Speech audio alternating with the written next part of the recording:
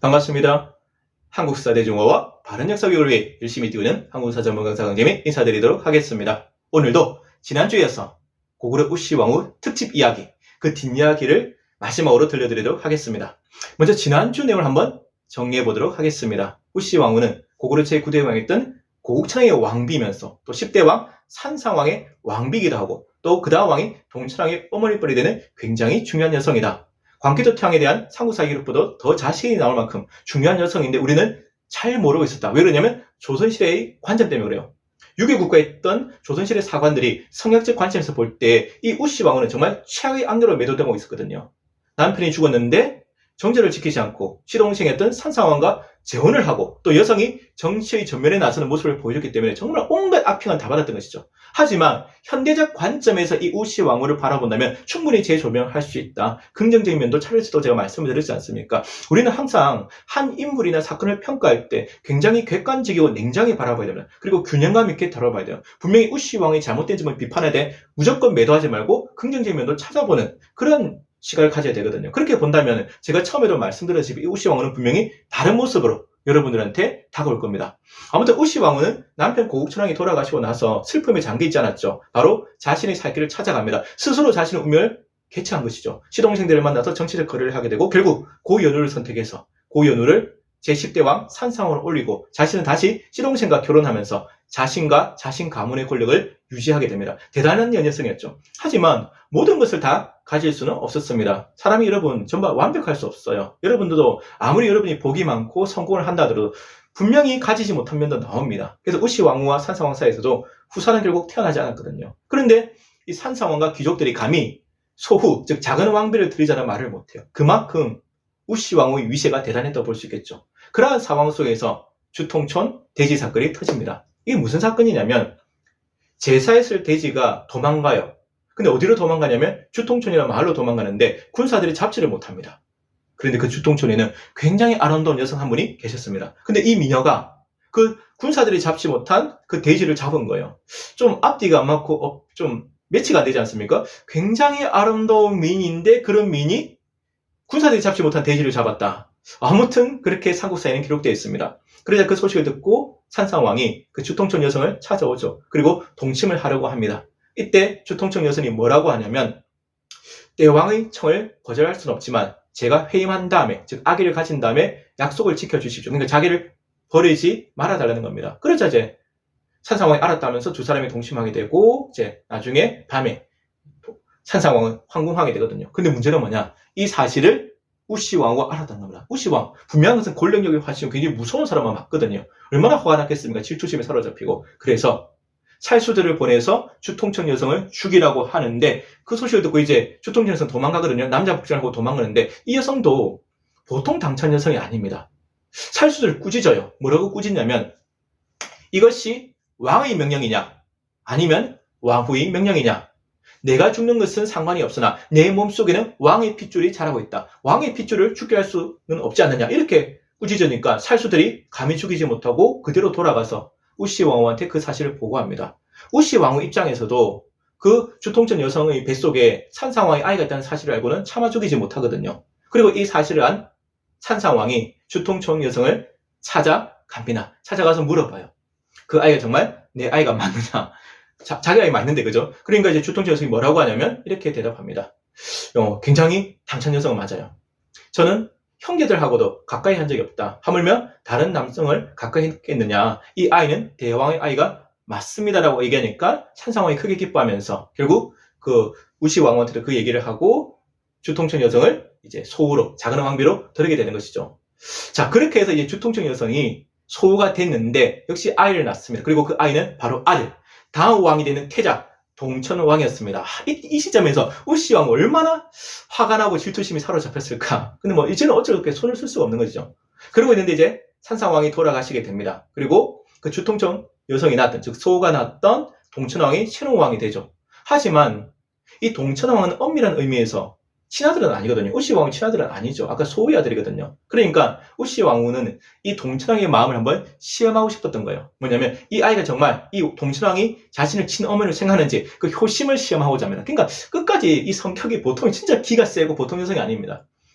어떻게 시험하냐면 동천왕이 타는 그 수레를 끄는 말 있지 않습니까? 그 말의 갈기를 잘라버립니다. 요즘처럼 대통령이 타는 차, 그 망가뜨린 거죠. 굉장히 화가 날 만한 상황인데 동천왕은 동요하지 않았다고 합니다. 그리고 이번에는 시녀를 시켜서 음식을 갖다가 동천왕의 옷에다 쏟거든요.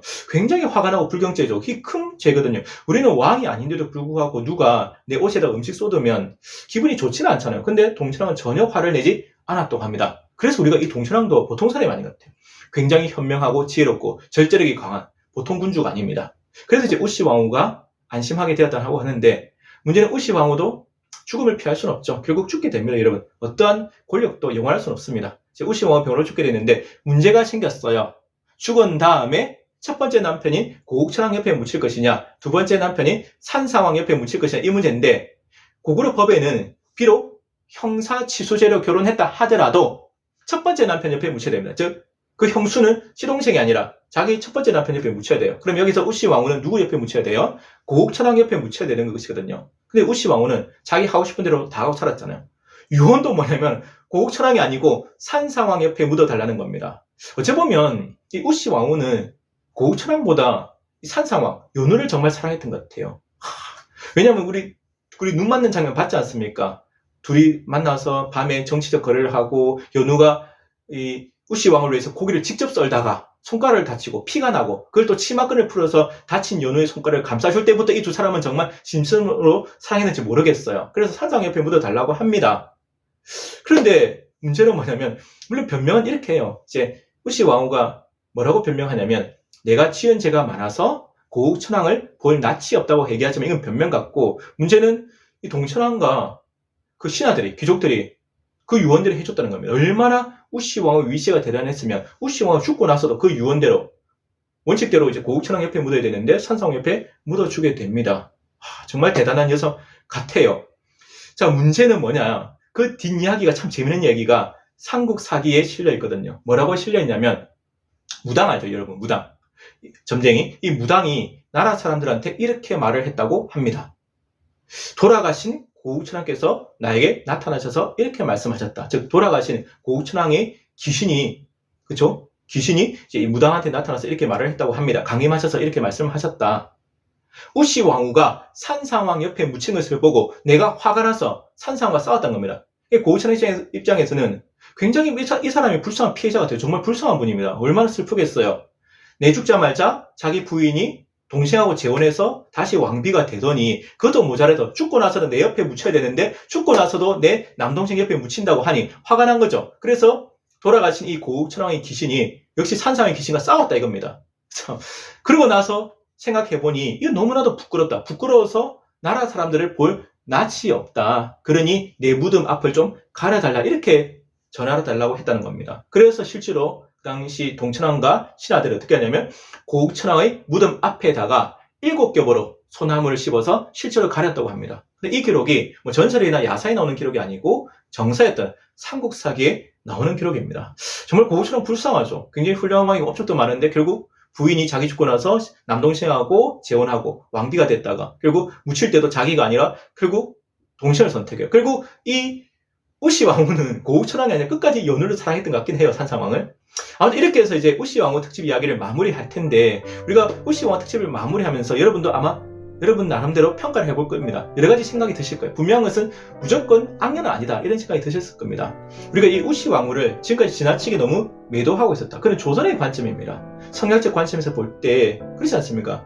남성 중심의 사관에서 볼 때는 정말 최악의 악녀죠. 정결도 지키지 않고 시동생과 재혼하고, 그리고 여성이 권력의 전면에 나섰던 모습이 굉장히 안 좋은 모습을 보여주지만, 지금 어떻습니까, 여러분? 지금 대한민국은 성평등 또는 양성평등이 화두가 되는 그런 시대거든요. 여성들의 인권이 권리가 굉장히 향상되는 이 시점에서 본다면 우시 왕후를 분명히 재조명을 할 수 있겠습니다. 물론 우시 왕후를 지나치게 그렇다고 미화해서도 안 되고, 그렇다고 지나치게 비하해서도 안 되고, 있는 그대로 공과 가를 좀 보면 좋지 않겠나는 생각을 하게 되는 것이죠. 분명히 이 여성도, 우시 왕후도 권력욕이 굉장히 셌고, 그렇지 않습니까? 욕심도 많았고, 자기 중심적으로 자기 하고 싶은 데 다 살아도 비정한 면도 있었죠. 아까 여러 가지 그런 비정한 면들이 보이지 않았습니까? 그런 안 좋은 면도 갖고 있었지만 그것은 권력자들이 가지는 또 다른 면이기도 합니다. 어떤 권력자도 그런 면을 많이 가지고 있거든요. 근데 다르게 본다면 분명히 어떻습니까? 굉장히 여걸다운, 여장부다운 면도 분명히 있었습니다. 그래서 저는 처음에도 말씀드렸다시피 이 우시아 왕후를 한마디로 이렇게 정의하고 싶습니다. 현실에 굴하지 않고 그 현실에 맞서서 스스로 자신의 운명을 개척했던 주체적이고 능동적인 여성이다. 저는 이렇게 정의하고 싶습니다. 자, 우시 왕후 여러분, 강의는 여기서 마치도록 하겠습니다. 여러분 항상 건강하시고 행복하십시오. 지금까지 한국사 전문 강사 강재민이었습니다. 여러분 감사합니다.